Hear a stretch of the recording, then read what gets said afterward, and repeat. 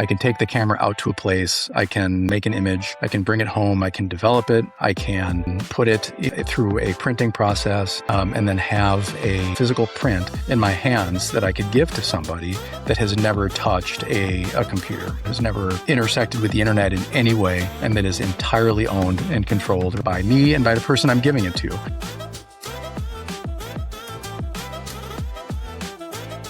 Welcome to Get the Picture podcast. I'm the host, Brad Sigal. I'm Gen X, so I first learned photography in the 1980s. There was no such thing as digital photography. All there was analog. You didn't say, I have a film camera. You just said, I have a camera, because there was no such thing as any other kind of camera. Everything was a film camera. So I had learned on film. I learned analog.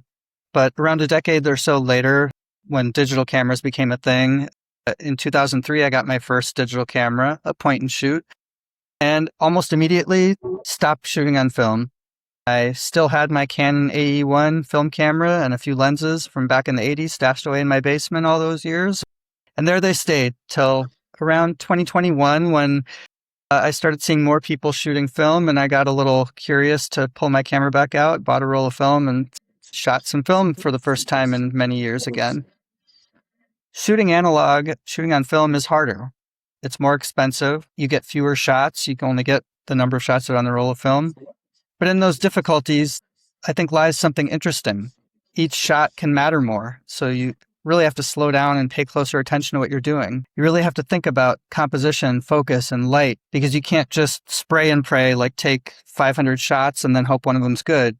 You can't just also take a picture, look at the back of your camera, see that it's too dark, and then adjust the settings and do a great shot a few seconds later.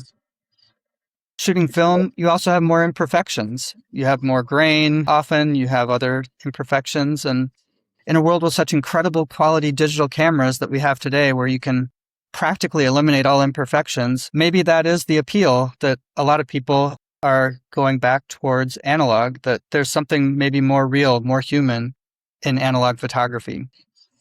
Film photography seemed dead, and now it seems to have risen from the dead. So that's why I've invited today's guest, Jake Gale, to join me.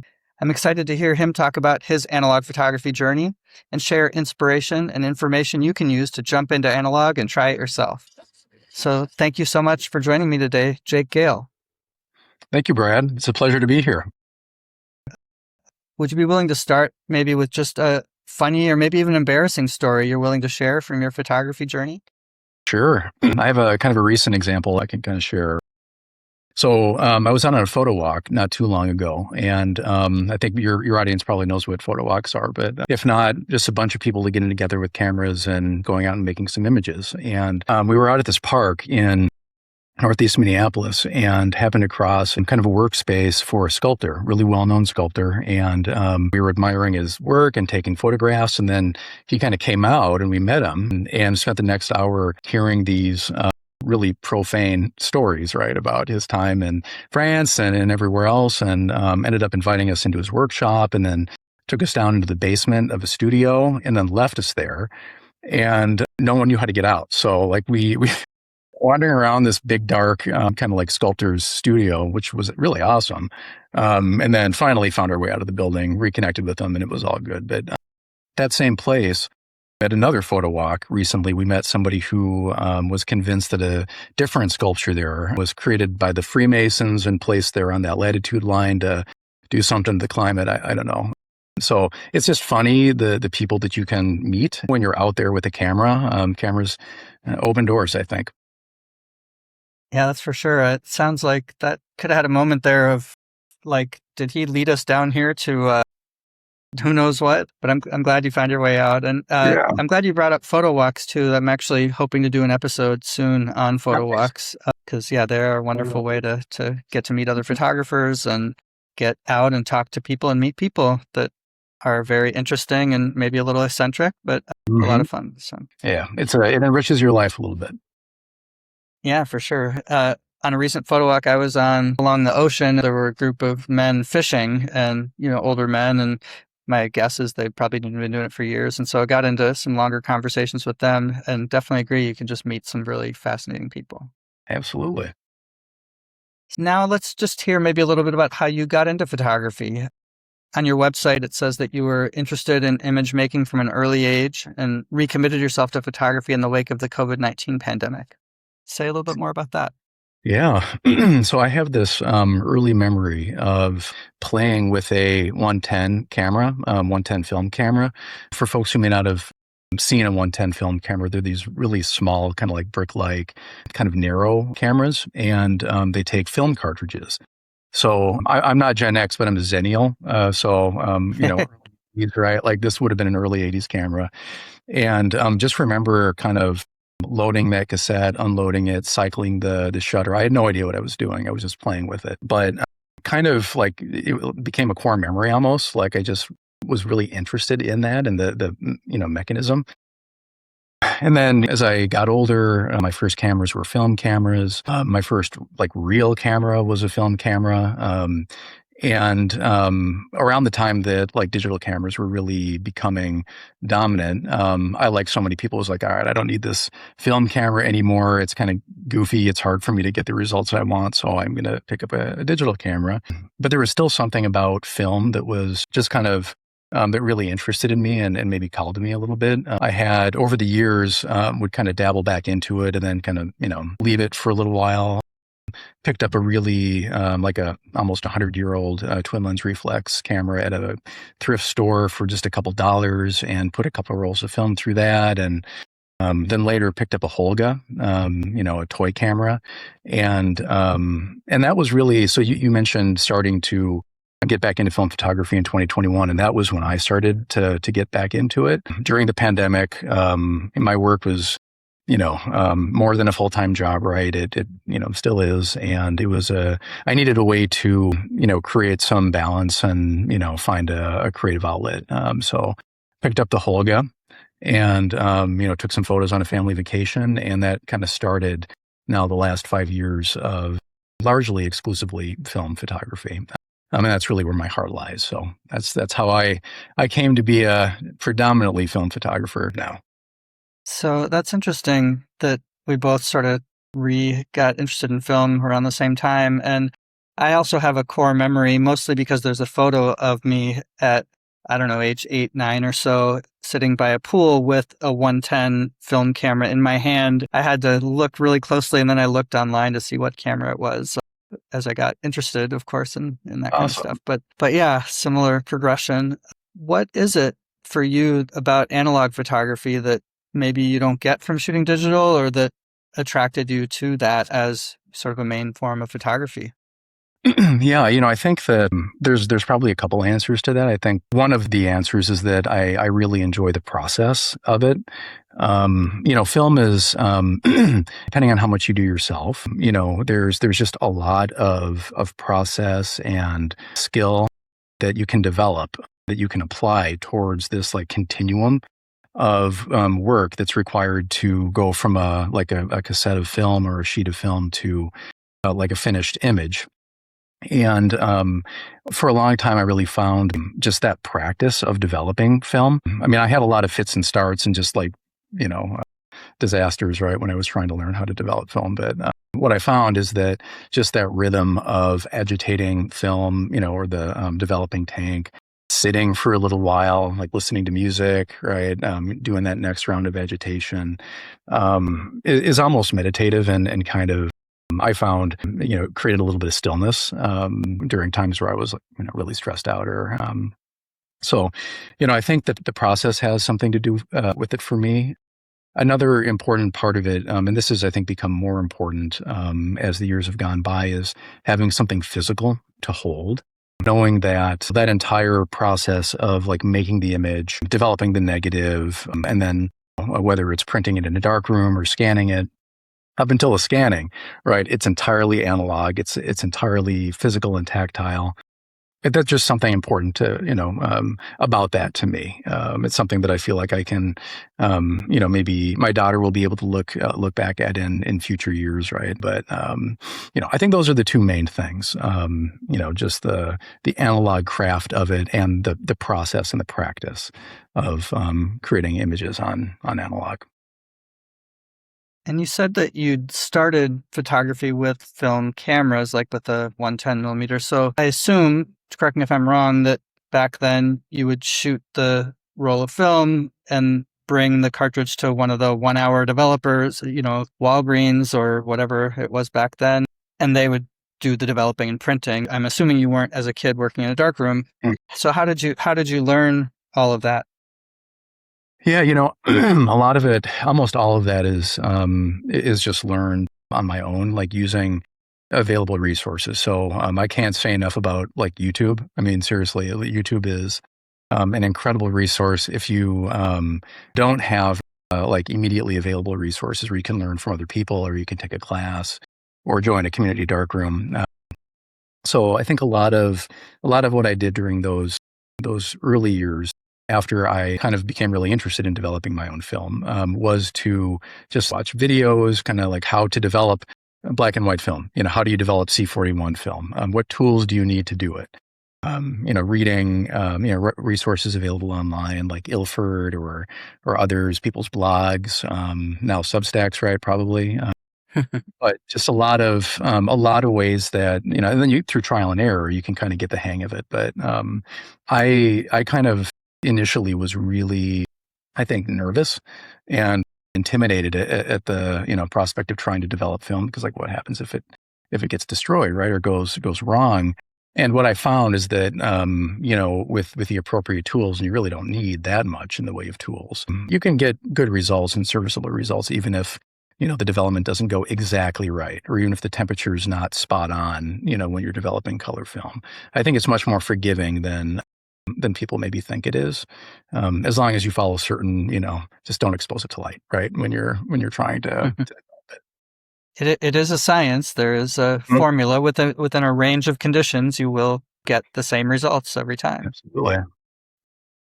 So we'll get into more of that step-by-step process in a bit, but I want to just sort of zoom out a little bit, photography metaphors, and just talk a little bit about the photography that you do. So on your website, you say that you, quote, explore justice, nature, impermanence, family, and the built environment with your photography. Can you say a little bit more about that? Like, what does that mean? What does that look like in your photography? Yeah, I still consider myself to be a baby photographer. I'm still, kind of developing my body of work, or as time has gone by, I found myself kind of pulled into different areas and different subjects. There are a couple different areas or subjects that call to me a little more. And, initially, like a lot of my work was around my family. So, I have a 8-year-old, and she was younger when I started getting back into film photography. So there was just a lot of family. And then, I've always been really passionate about nature, and a lot of those family images were in nature.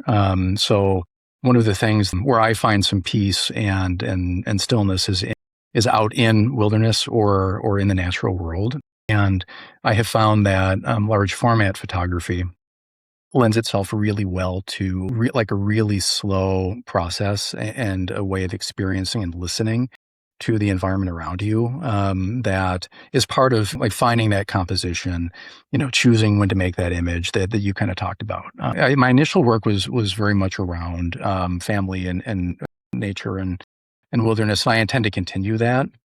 But I think as just the political climate in the United States over the last couple decades, right? And where we find ourselves now. And through the work that I do, I work in the nonprofit sector in Minnesota, in a frontline social service organization. And I, have kind of had a front row seat to a lot of the inequity and inequality and injustice that exists within the United States. And that story is told by incredible photographers and incredible storytellers. But I think there's room for more people to try to tell that story and try to highlight and share what injustice looks like in America now in 2026. So I think that has become a greater focus of my work. But I would consider very early stages. Like I'm still, learning how to make those images, how to use the tools at my disposal, how to do it in a way that's not presumptive or that centers myself in those moments. It's been an incredible privilege to be able to be part of that community, making these images and doing this work. But I would say those are the things that when I feel the gravity for me around image making now is around those areas that you mentioned. And I find that at different times I get pulled more towards one than towards the other. Yeah, I first saw you bring out your large format camera in the context of Operation Metro Surge, the major immigration enforcement operation in Minnesota several months back. We were out in the snow in the winter at a group of Native Americans had set up an encampment on sacred Native land that is just adjacent to where the ICE, Immigration and Customs Enforcement, is headquartered in Minnesota. I had my camera out there. There were a bunch of other photographers out there, with our digital cameras, just doing images as you do in 2026. And I saw you with this huge, old camera, wow. So why did you choose to shoot that way in that context when you could have just brought a digital camera and snapped some shots? Yeah. So, I mean, I thought that was, an incredibly powerful statement of like defiance and sovereignty in the face of Metro Surge and this kind of fascist occupation of the Twin Cities. To see that kind of declaration of sovereignty over that sacred site, which was Dakota land and First Peoples land before colonization, and to see that kind of, it was just a powerful statement at that moment in time. And I felt like it was really important to try to make an image of that, just try to capture that in context. I think it was visually, the power in that was like Coldwater Spring, right, which is within sight, right, of the Whipple Federal Building. All of that is kind of adjacent to Fort Snelling, which was the site of a kind of a internment camp in the 1870s for Native Americans at the hands of the United States government, and then the Whipple Federal Building, right, with ICE operating out of there. It was just, it was incredible. So I used that. I brought down my large format camera because I thought that the large format would allow me a little bit of control to, emphasize certain aspects of the composition. Large format cameras have movements that you can use to kind of expand aspects of the composition or kind of reduce it. And what I tried to do was to kind of use those movements to maybe pull out, the teepees that were present there at the encampment, and maybe try to reduce a little bit the Whipple Federal Building, and try to use focal length to just create some like a historic or timeless feel to it, because it felt like it was a historic moment. I don't know that I succeeded with that image, but it just felt like it was an appropriate tool to use at that time, because I had by then started using, I think, my digital cameras primarily to document what was happening with Metro Surge for a lot of reasons. But I had been kind of motivated by another photographer who was in town, Shedrick Pelt, Washington, D.C. based large format photographer, incredible artist, had his large format camera at this event in downtown Minneapolis, using that 4x5 camera to capture what was a really dynamic situation. And it was like, yeah, okay, I also know how to shoot large format, and I could be confident enough, or at least try to be brave enough to bring that camera and use it in a way that can add maybe a different visual quality to some of that. So, but yeah, just being present there, with you and the other photographers, the Dakota folks who were there, who created the encampment, who were holding that space. It was an honor, and just amazing to be present in that moment at that time. Yeah, I do think the image you created was very powerful, and this is maybe a little bit of a tangent, but I don't know if you've seen recently with the World Cup happening that there was a guy who brought I don't remember if it was a large format camera, but it was a camera from 1930, which is the year the World Cup started, and he brought that he had photographer access, right down on the field. And of course, most people just bring the most modern advanced equipment you can. You can get 30 shots per second, not miss a thing. And he brought this camera from 1930 and he's starting to post them now. Some really interesting, powerful images that are in that sense timeless. Yeah. I mean, that dude is my hero. Like I saw I haven't seen any of his images, but I saw him with the camera. And, for a photographer using that slow process to be able to capture that type of action is, it's kind of like virtuosic, I think. Like it's just really, really amazing. So I'm going to have to go looking for those images. Yeah. Can you maybe talk a little more about the photography you did during Operation Metro Surge in Minnesota? You said that sometimes you used digital cameras, sometimes you used your large format camera. Yeah, just talk a little bit about what you did and what maybe your thoughts on all of that a few months later in the future. Yeah. So I tried, Metro Surge, I think really kind of picked up pace in December, right? In late November, December, that time frame. I started trying to just document some of the demonstrations and the actions with my analog camera. I had an old rangefinder and was shooting a lot of film through that, just being present and trying to help add some additional images to the stories that were being told by other photographers and by community. And I didn't know this immediately. I found out that I had a shutter. There was a shutter issue with the camera, and I lost almost all the rolls of film that I shot. It just didn't expose anything. No. It was all gone. So I knew I couldn't use it anymore. I didn't have another camera that I thought would have, that didn't have a plastic lens at least, right? And for me too, I'm slow to develop. With my job, like it's hard for me to make time to quickly develop, turn it around, scan and share it. So I ended up using a digital kit for a lot of that same type of, photography. A lot of the work that I did, I think during that time was maybe kind of like amateur photojournalism, right? Being out there with other photographers, capturing the community's response to the federal occupation of the Twin Cities, trying to just help spread the word about what was happening on the ground. Because I think we all found that folks who were not in the Twin Cities just did not understand what was happening. Just like folks who were in Chicago, who were not in Chicago, didn't understand what was happening there, or LA, and now Houston, Maine, all those places.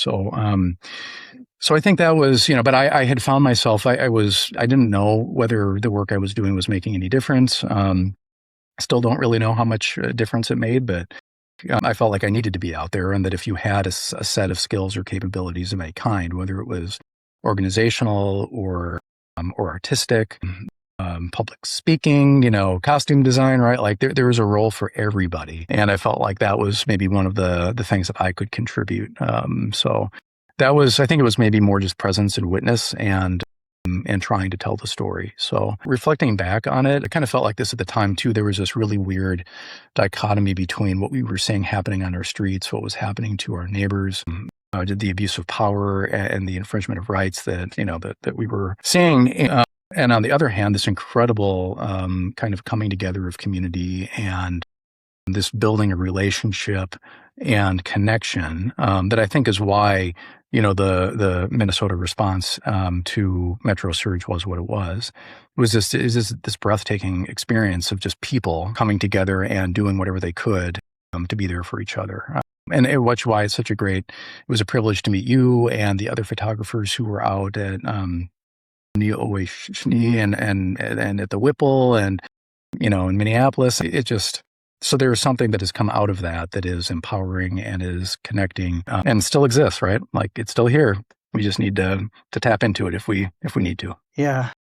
I think that maybe this is a self-serving idea as a photographer, but I do think there's a very important value in documenting all of those things that you talked about that were happening so that they don't go just down the memory hole as easily as so many things seem to in the U.S. at least, and maybe other places, but for sure in U.S. culture, stuff just goes down the memory hole a lot of times. documenting things with analog can also, now so much is preserved on social media, but that also is sort of like, if it didn't happen 5 minutes ago, it's also down the memory hole. So I think there is something valuable about documenting things on film, and, then you have time to decide what you're going to do with those images later.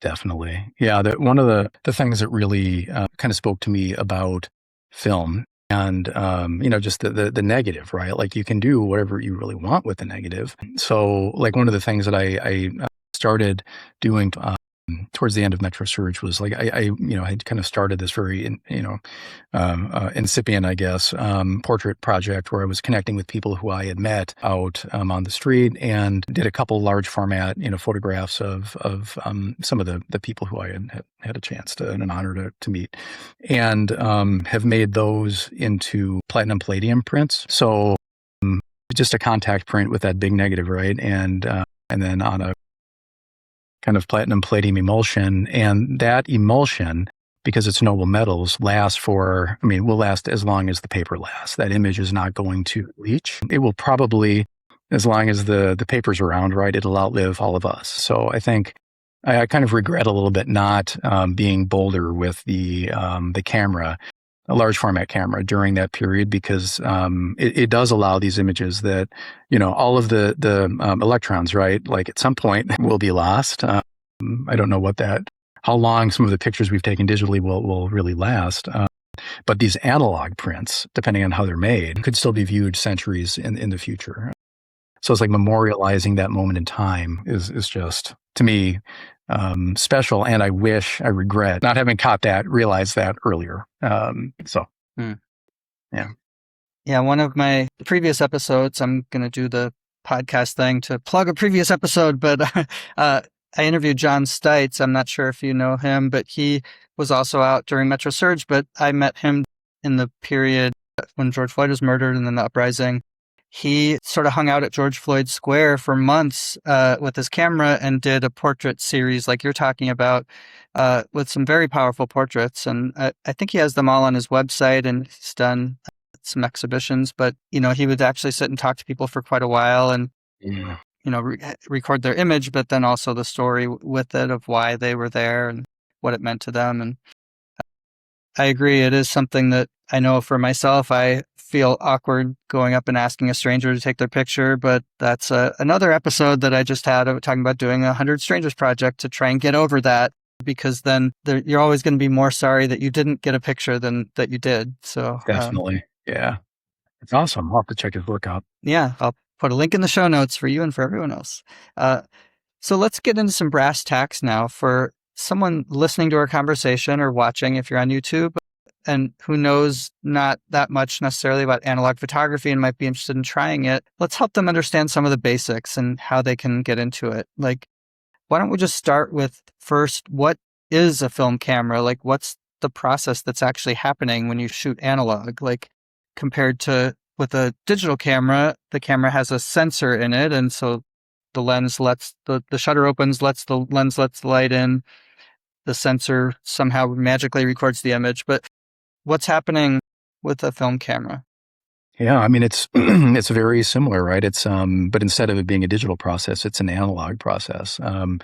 So in a film camera, most people, I think, would shoot a 35 millimeter film. Those images or negatives are maybe roughly the size of a postage stamp, kind of comparable in size at least. And the film itself is contained in a cassette. And as you take pictures, in that camera, you advance the film frame by frame, and same mechanical process. The shutter opens, the light comes in, but instead of being absorbed by that electronic sensor, the light is hitting an emulsion, a chemical emulsion coated onto this film backing.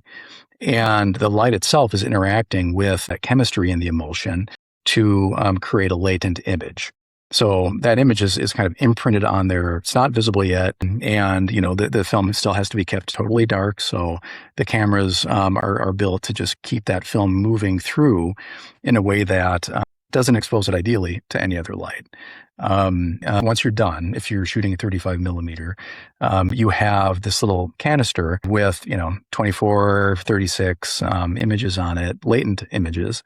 And then the development process comes in. So that's where you start that process of developing and fixing that image on that piece of film, which is what ultimately produces the negative you can hold in your hands in full light. So very similar process. It's just, there's this whole other kind of post process that you have to go through with film to develop, fix, and light, proofread that film, and but you're left with something you can hold in your hands. You can take off a shelf. You don't need a power supply to look at it, and yeah.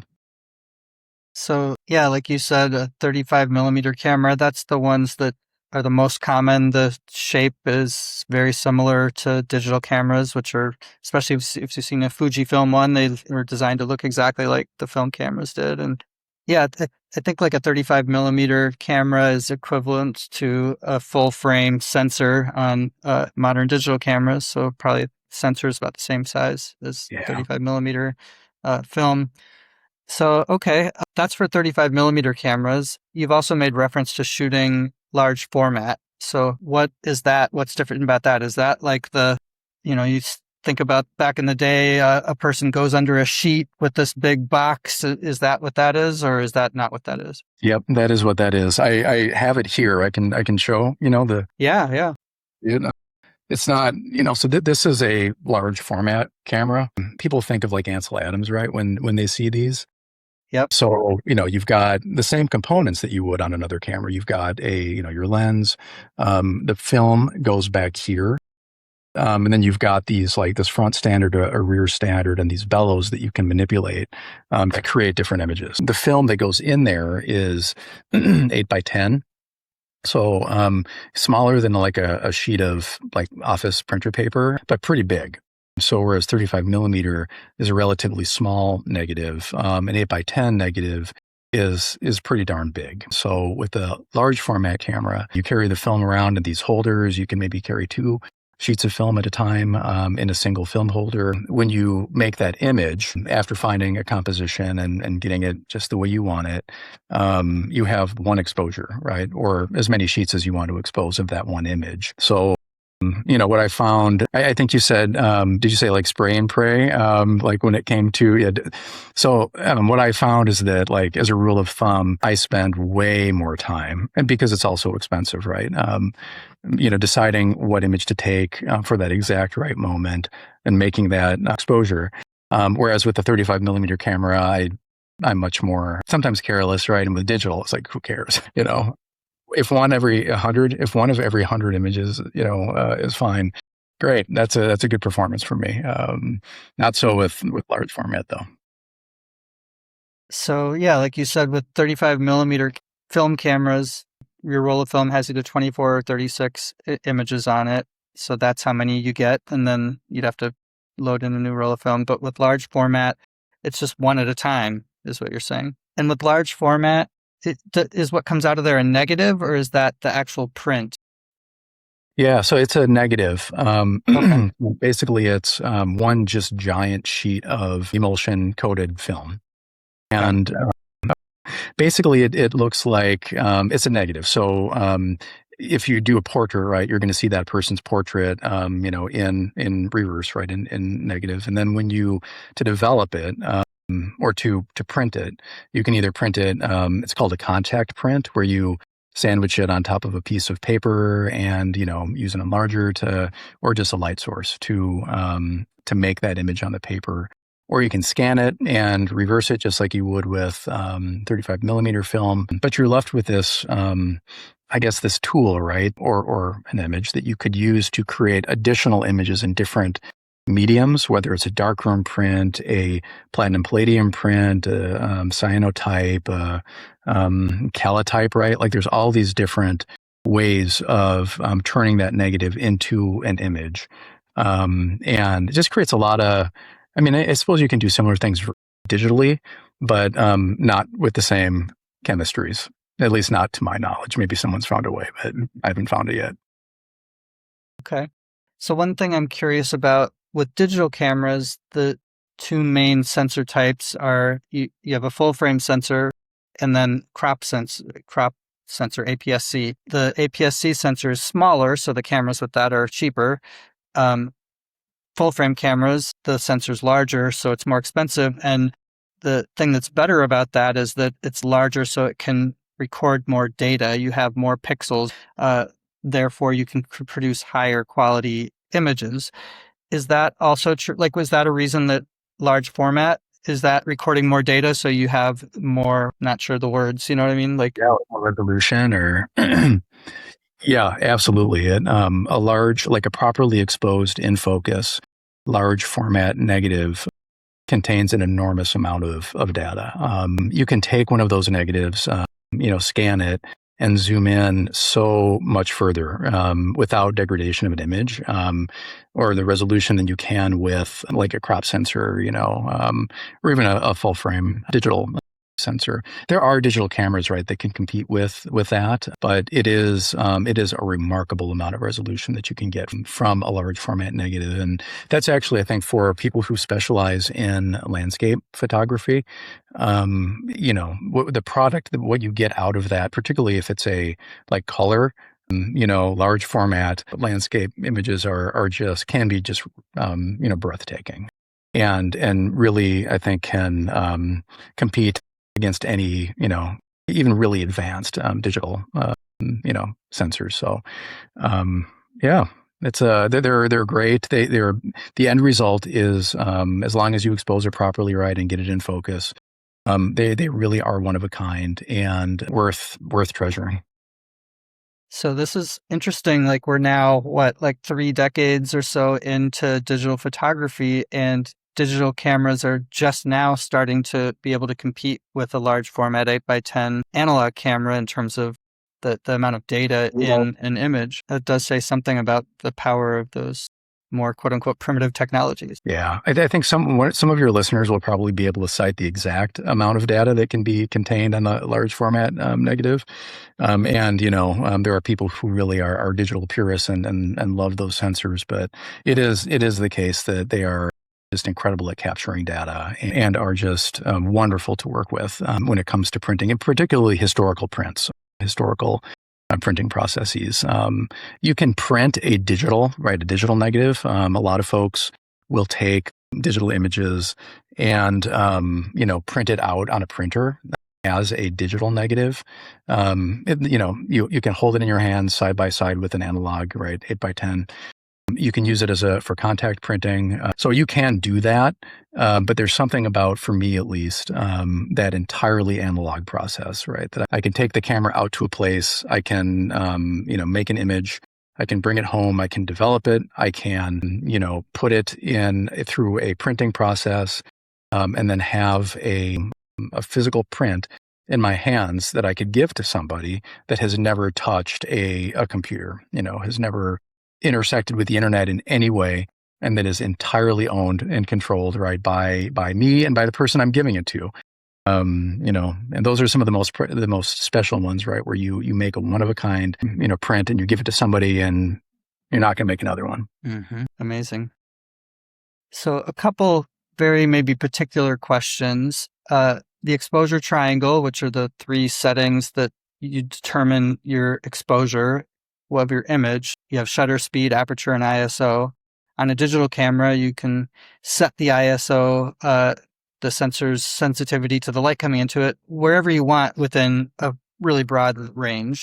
So with film, when you buy a roll of film, you buy film with an ISO rating, like ISO 100, ISO 400, ISO 800, whatever. But if you look at a film camera, there's also, it looks like you can adjust the ISO on there. Like, are you basically stuck with the ISO for that whole roll of film and you can only adjust the shutter speed and aperture? Or like, does that get into like pushing the ISO?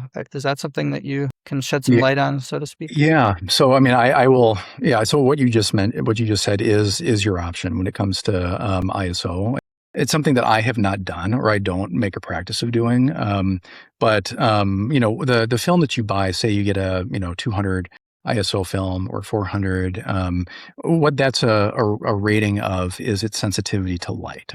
And, it's when shot at box speed, which is what's written on the box, you can expect to get a certain result.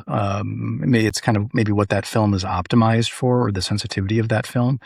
But there's a lot of photographers out there who push and pull film, meaning that they will expose that ISO at a higher or lower, ISO rating, maybe to meet the whether it's the conditions that they're shooting in, or to get certain results that they're wanting. And then there are things you can do during development to kind of push and pull that film to increase exposure, decrease it, increase contrast, decrease contrast. So I think there's when I said I'm kind of a baby photographer, I think that for me, like I'm shooting box speed because I haven't started messing around with those other creative ways of using the film more broadly than you have to at the start maybe.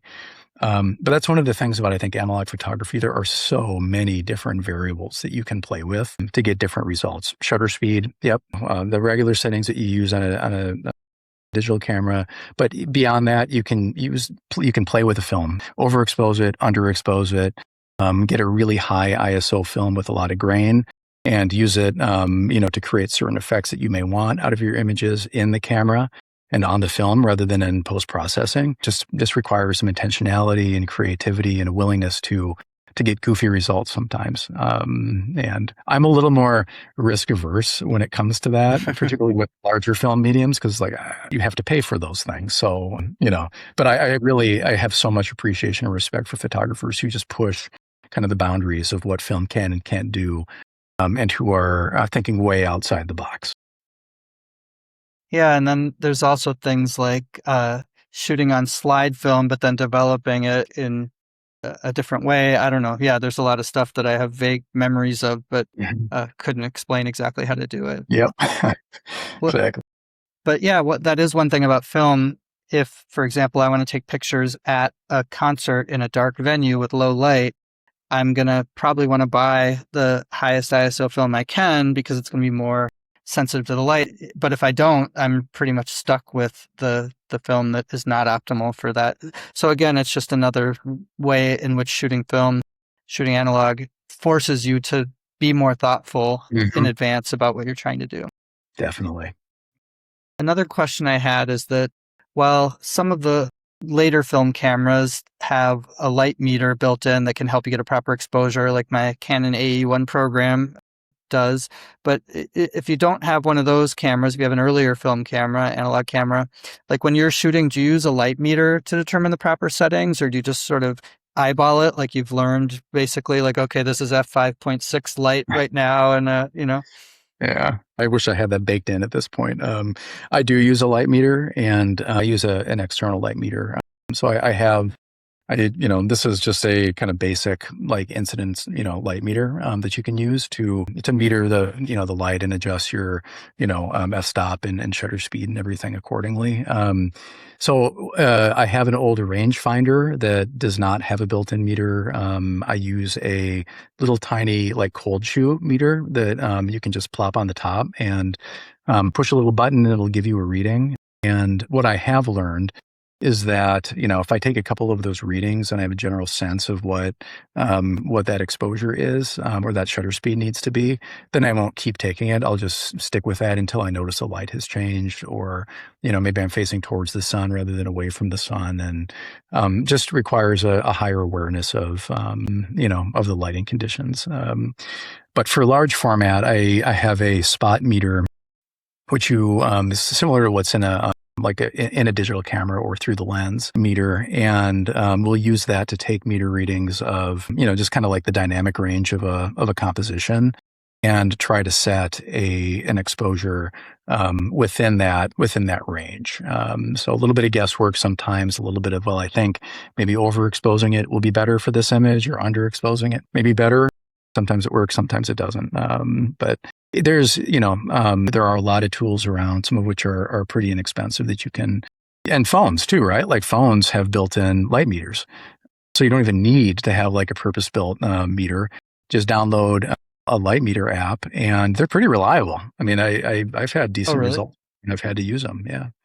I hadn't even thought of that. Yeah, that there could just be an app on your phone. Mm-hmm. Cool. Yeah. So, all right, let's get back to the process a little bit. So let's focus on 35 millimeter because for somebody who's probably getting started, they're probably going to start there with a 35 millimeter camera. You shoot your roll of film, you reverse it back through into the cartridge while it's still in the camera so it's not exposed to light. Then you open it up, you have your film cartridge with the exposed film inside of it, but that film is not developed yet. Can you walk us through what the next step is? Like, how do you develop that film? Yeah. Well, I think the easiest way, so what you do need to do is find a way to extract that film from the canister in total darkness. Because if there's any light, it'll fog or like destroy the latent images. So I had a lot of questions at first, like how do I do that without a darkroom? I'm sitting in my home darkroom right now, but I didn't have this at the time. And the easiest way to do it is to have tanks, developing tanks that are light proof. They have bags, film changing bags that you can buy. And basically what you do is you take out your film changing bag anywhere you want. It can be in a fully light room, right? I just put it on your kitchen table. And there's a little tool or a couple different types of tools you can use to get the film out of the cassette. And then, you put that in your bag, you put your film in the bag, you put your developing equipment in there. And for 35 millimeter film, the tanks look kind of like this. It's a, Patterson tank. A lot of people use those. And then you kind of load the film onto these reels. It's a plastic reel. Some people hate plastic reels. That's what I use. I used the metal ones back in the day in my high school and college. Dark rooms had the metal ones. Yeah. There are people who swear by those and would never touch a plastic reel. So, but it works. It works okay for me. So all of that goes into the bag. You open up the cassette, take the film out, load it onto the spool, put the spool in the tank, cover up the tank, and then you have a light-proof tank, right, with your film in it.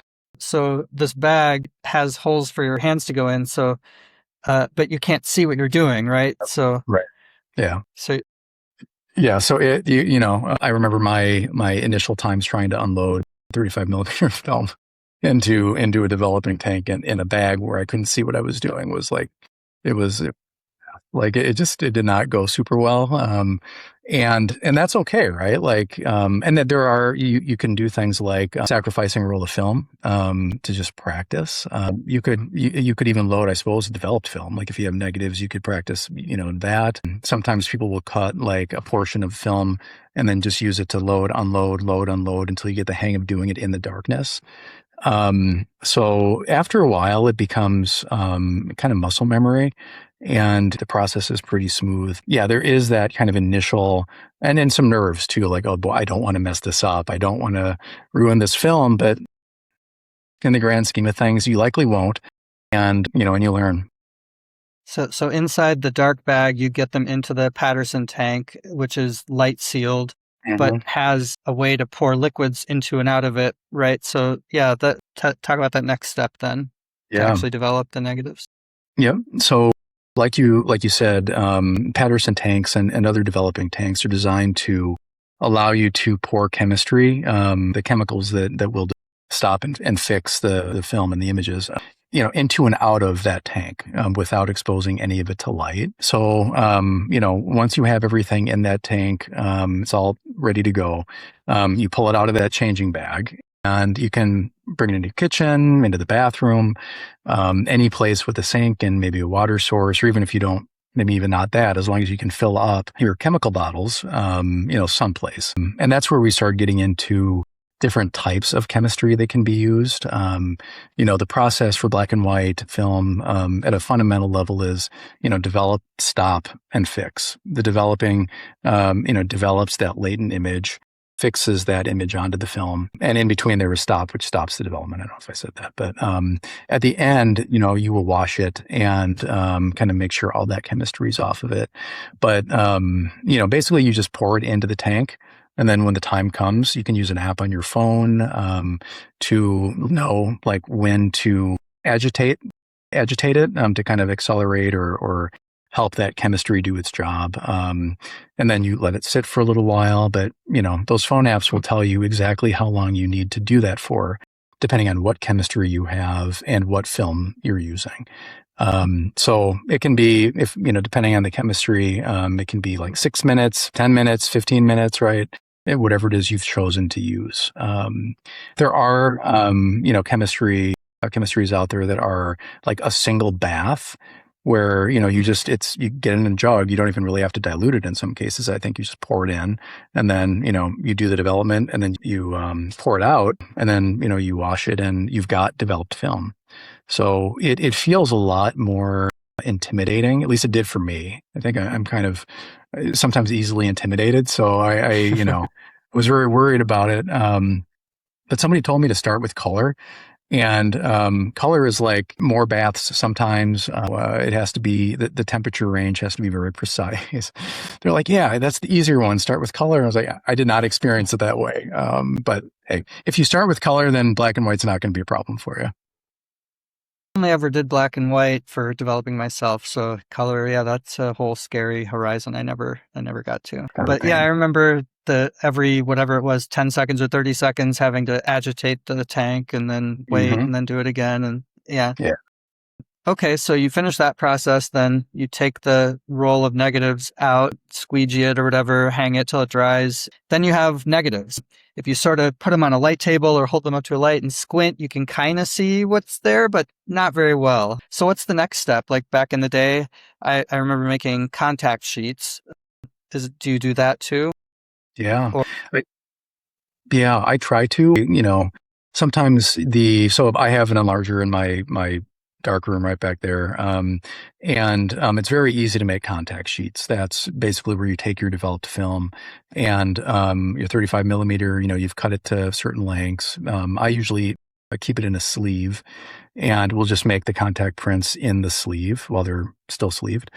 And that's basically just like letting light come down from the enlarger or light source, exposing a paper underneath it, and then developing the paper, which gives you a finished print, which is all of your images, in positive. I wish I was a little more diligent about my contact prints, right, or my contact sheets. So like if you look through I have these little binders with all my negatives, and you'll see that there's like periods where I'm making a bunch of contact sheets, and there's other times where I'm not.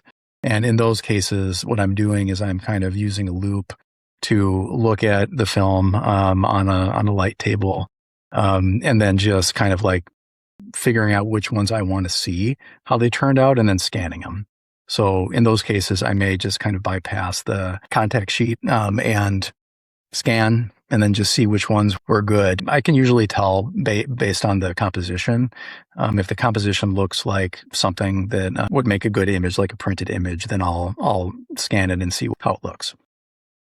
Okay. So yeah, I definitely want to talk about the scanning process, but before that, another thing that I remember doing, so okay, you get a contact sheet and then you can see the positives, the actual images, but small.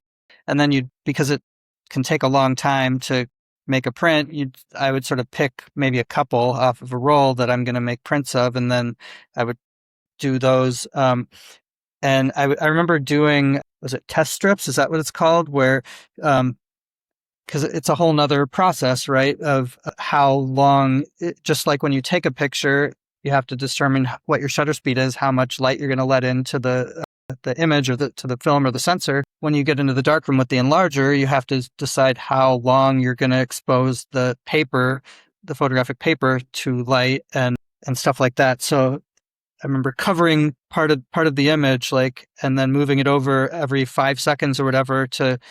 So you have not a rainbow, but a sort of your one image exposed in 5-second or 10-second intervals, so you can then see how long you'd have to expose it for. Yeah, absolutely. Yeah. So printing is, like you said, it's a whole different process, but it is similar in a lot of ways, right? Because you're playing with the amount of light you're exposing paper to, you're playing with the aperture of the lens that you're reflecting that light through.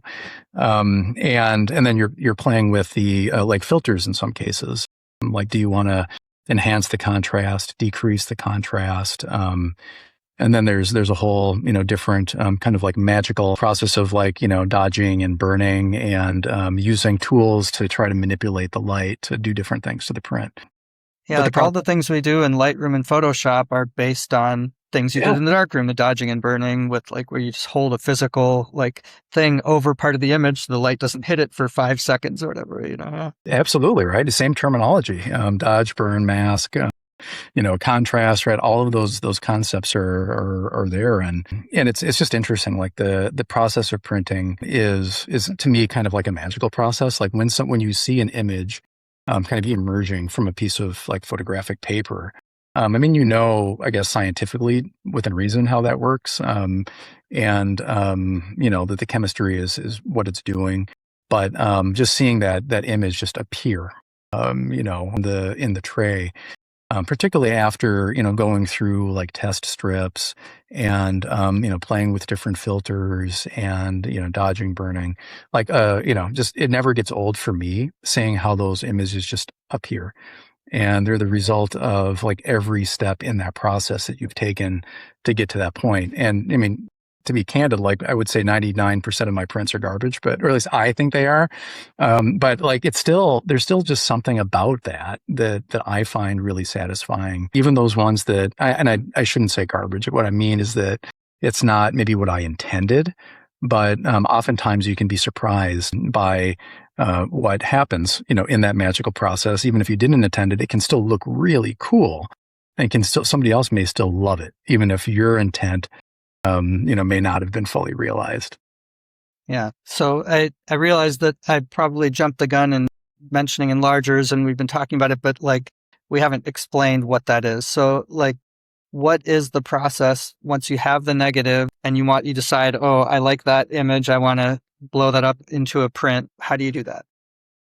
Yeah. So the enlarger is basically just a light source. And, the one that's behind me is pretty old. I think maybe 1960s. And it's got at the top, there's like a little, like a light housing. There's a light bulb in there, just a light bulb. And there's some bellows beneath it, and you can move it up and down for different, sizes of film. There's a lens on the bottom that takes that light and focuses it down onto the surface where you're making the image. So when you make the image, like you can make decisions around, well, first, like what negative do you choose, right? And then once you've chosen that, there's a little carrier that you put it in. You put that carrier into the enlarger, and then you make decisions about, well, how long am I going to try to expose it for? How long do I want to do each step of that test strip to see, maybe what's the appropriate exposure? What aperture do I want to use to try to, create like a sharper or less sharp, image? Basically, you just start playing with those different variables, and same negatives in there. You're not moving the negative. You're just choosing different time periods to expose it, different distances away from the paper, depending on how large you want the print to be. And it's kind of I guess, maybe a process that culminates in these different decision points around like what filters am I going to use? What exposures am I going to use for each filter? What dodging and burning do I want to do to kind of highlight or de-emphasize parts of the image? And all of that happens to execute one print. Or one final print. And oftentimes people who I consider myself to be really very much a beginning printmaker, I'm very much still learning, but people will go through rounds and rounds of experimentation with negatives until they get that print to where they want it. So, calling out highlighting the grain or emphasizing the grain, vignetting, pulling out certain subjects in the images, very like little degrees of difference in contrast. It's really incredible what some printmakers are able to coax out of that negative and out of that sheet of paper. So, okay. So it's, I guess, implicit in the word darkroom, but you're doing all of this in a dark room so that the photographic paper, if it's exposed to light, it will get ruined, right? So you're in a dark room, and you can use, I would guess you probably do this, there's red light that doesn't expose the film, and so that you can at least see a little bit what you're doing.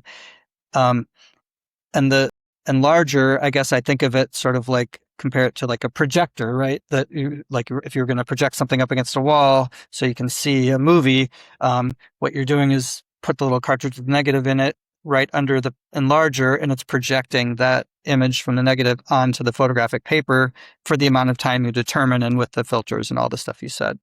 Yep.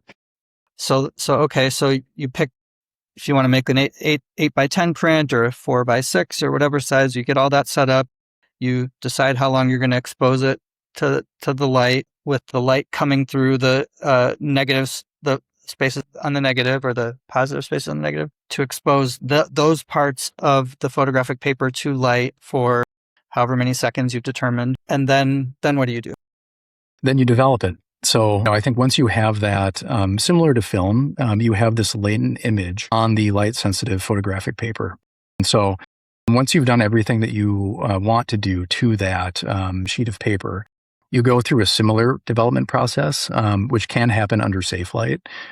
So you mentioned that kind of there's a red light, that little strip right there is a red LED strip. And so there's enough light that creates to be able to know like what's happening in here, and I can see, but it won't impact the exposure on the paper, at least not for a certain period of time. So I'll take that paper, and then you develop it in trays. So similar to when developing film, you have a tray for the developer, a tray for the stop, and a tray for the fixer. And in some cases, people will use more than that to just do successive rounds of fixing, depending on what process. But what the result of that, at the end, you have this kind of light safe, a finished print. And it's a wet process, right? So you have it in these baths that you're kind of moving the print through. And usually at the end, you'll squeegee it, take a look at that print and decide whether it's what you want it to look like. Did you achieve, kind of what your goals were, or like, what do you want to adjust, right? So like you may want to increase the contrast, decrease the contrast, do more dodging or burning. So then oftentimes people will dry those prints, either like with a hair dryer or let it sit out and dry for a while. The prints will dry down, so they tend to get darker. The image will change slightly as that image or as that sheet of paper dries. So once all of that is finished, like that entire process, you go back into the darkroom then, right? And then do another round of it. So it's really iterative. And, the result is it can be just, pure magic at the end of it. But I find the process itself to be enjoyable and like kind of cozy a little bit, because I like this is a small room, right? You're looking at the entirety of the darkroom here. To make it light safe, I have to close the door. I have to pull a curtain over it, a light-proof curtain, and then you've got red light. And in the winter, it's nice and warm in here, so it's kind of like this safe little warm room where you're just creating, listening to music, and I don't know. So regardless of what I produce in the end, whether it's something that I really like or that I think other people will like, the process is, I think, just a nourishing process for me.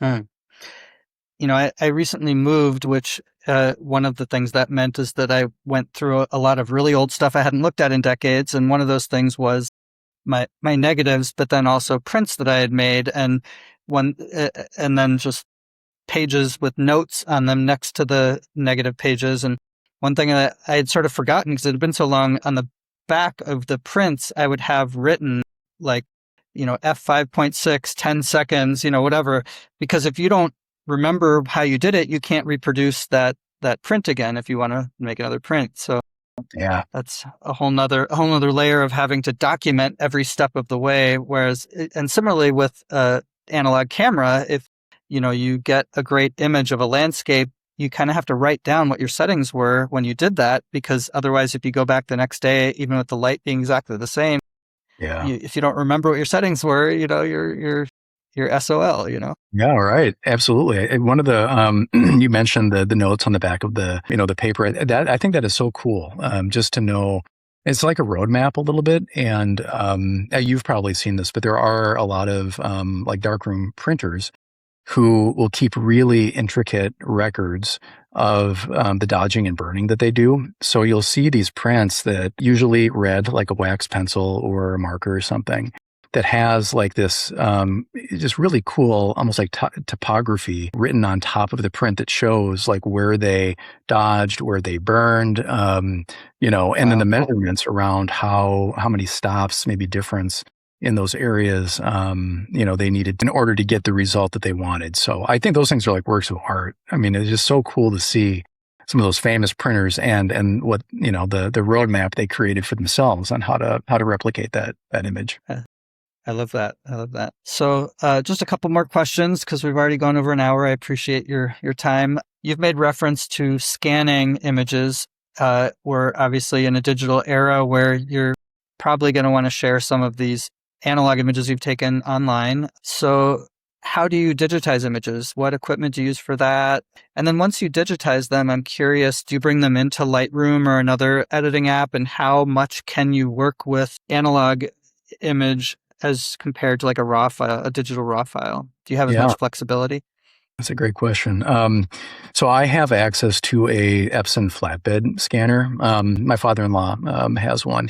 He is an avid photographer and works with a lot of slide film, and so he had this scanner that he uses to digitize his film. So I've been using that Epson flatbed to scan all of my film, and I use like an app called ViewScan to execute the scan using the Epson flatbed, and then it gives you some abilities to use different profiles to do the digitization.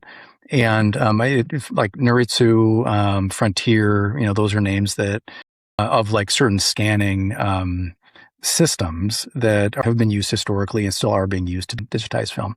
So it has these profiles you can use to create the digital negative or image of that negative, and then I reverse that in Lightroom. So, to what you said, I prefer working in that. It's a relatively simple workflow. It's pretty powerful. And for the vast majority of what I do with my digitized images, Lightroom is sufficient. Like Photoshop is really powerful, but I don't use that as much unless there's something really unique that demands it. And then I will work with contrast levels, exposure. Like there is an ability to work with those scans, similar to what you have with a digital file. But what I have found, and this is coming from somebody who's not an expert on this, and there may very well be, and probably are folks out there who have a workflow that really gives them like maximum latitude to be able to work with the file types that they're producing through digitizing. But I find that the digital raw file gives me much more control over the digital images that I take through a digital camera. I find that I have a little less latitude when processing my scanned negatives than I do with the digital images that I'm making. But it's still well within the boundaries of what would make an acceptable end product. So like, I think that I really rarely come up against a boundary in Lightroom when working with scanned analog images that I can't move beyond. Like usually it'll do the trick. Pretty versatile. And so I also have an Epson scanner that I bought that has a film cartridge attachment where you can sort of scan film negatives. But what I found, and this just maybe skill issue, I don't know what the heck I'm doing, but I assume that you want to scan it at the highest resolution possible to get as much data as possible in that digital version of the image. And it just takes like forever. Like each image that I scan, it's like, I don't know, 5-10 minutes. It's crazy. Mm-hmm. Is that the case for you as well, or am I just not doing it right? I think you are.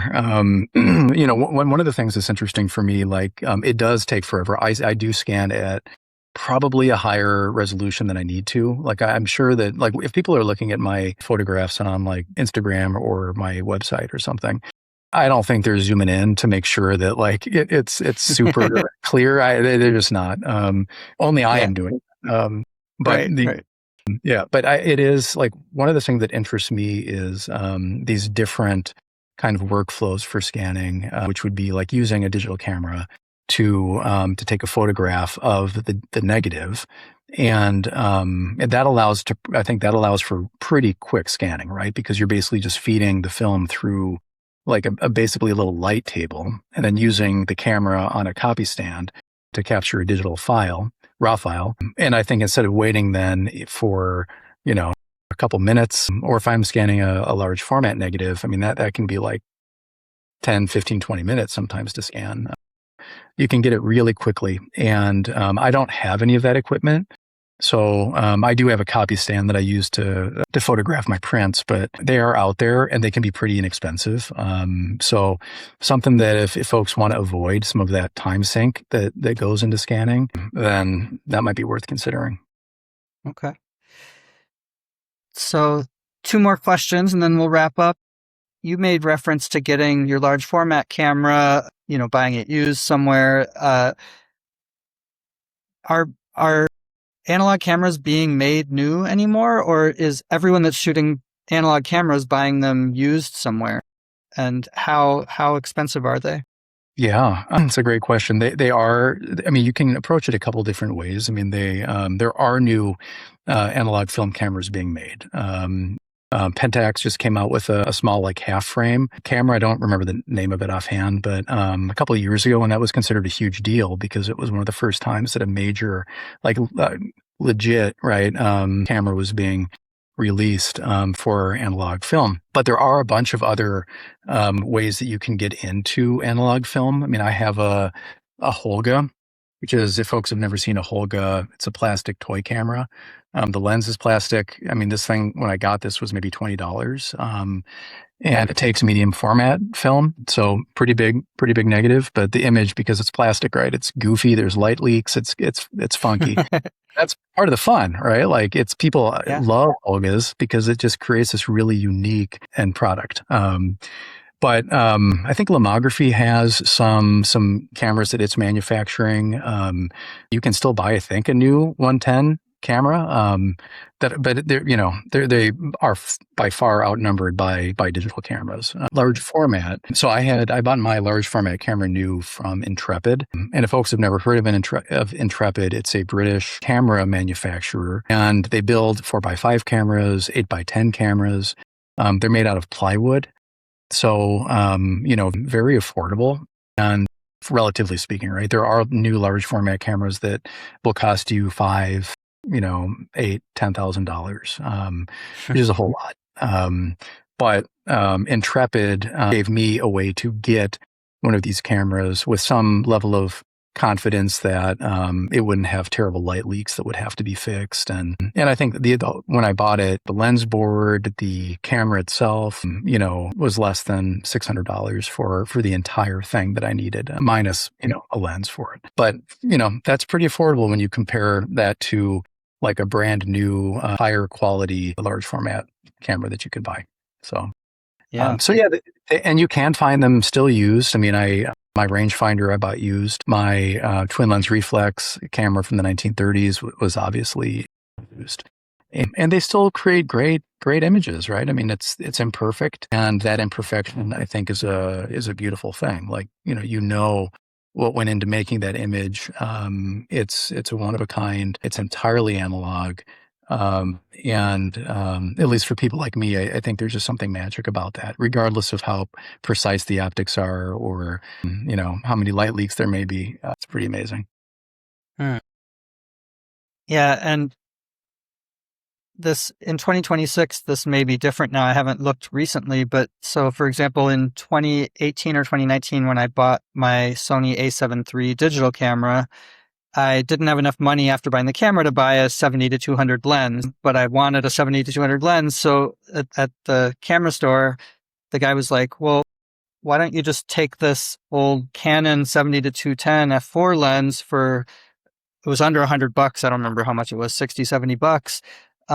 And then just get this $15 adapter and you can just use that for now. And I was like, what? This is incredible. And that works on my old Canon 81 too. So it's a bonus, And so that's what I did for a while, is I just had this manual focus old Canon lens that I was using with my Sony A7 III, which was a lot of fun actually. But at least in 2018, 2019, before the sort of revival of a lot more interest in film photography, you could get a Canon 81 or one of those types of cameras that, like, just zillions of them were produced back in the day.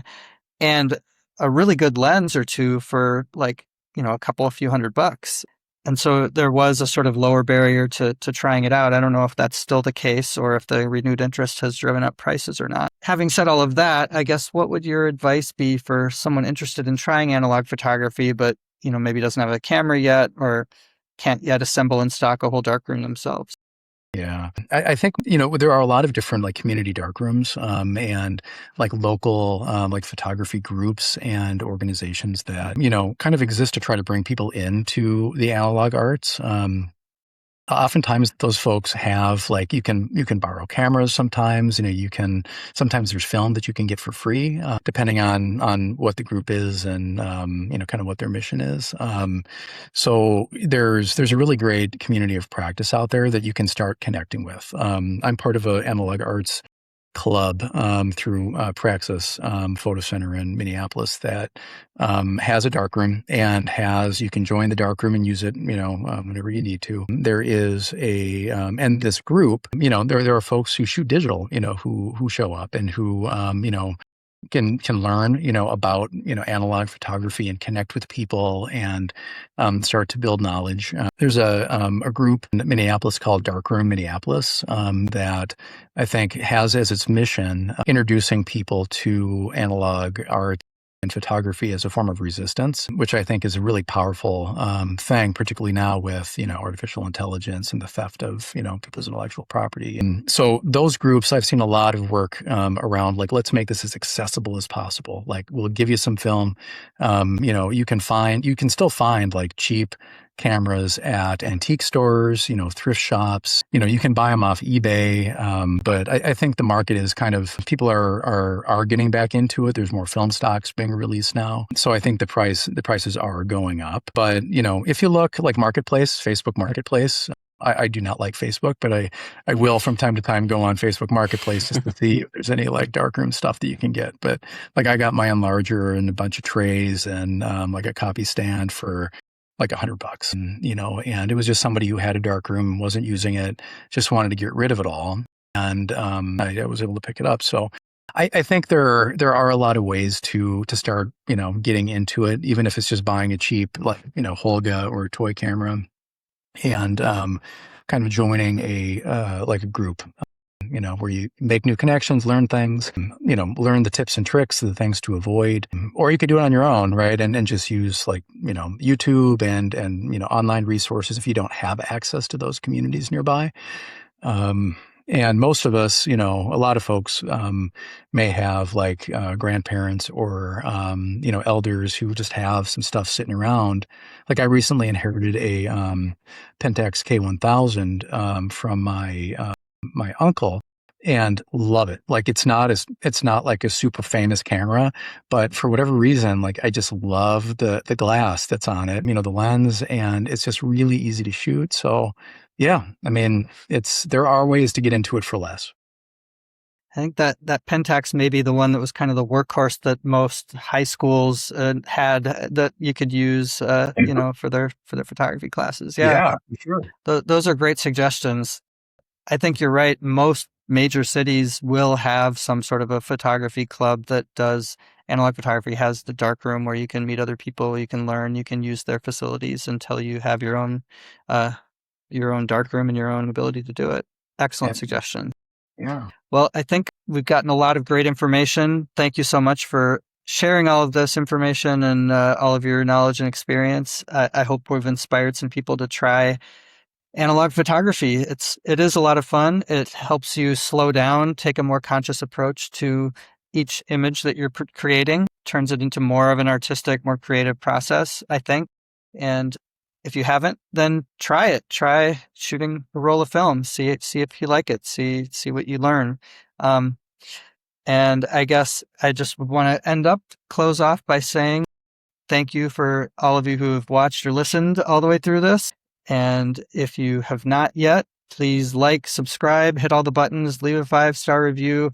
Every time you do that on every platform that you're listening to this on helps get this information in front of more people. And if you can do a $5 a month contribution on Patreon, that will really, really help me to be able to continue to put in the time and effort to do this podcast. So thanks to everyone listening. Thank you, Jake. And if you can let people know where people can find you online.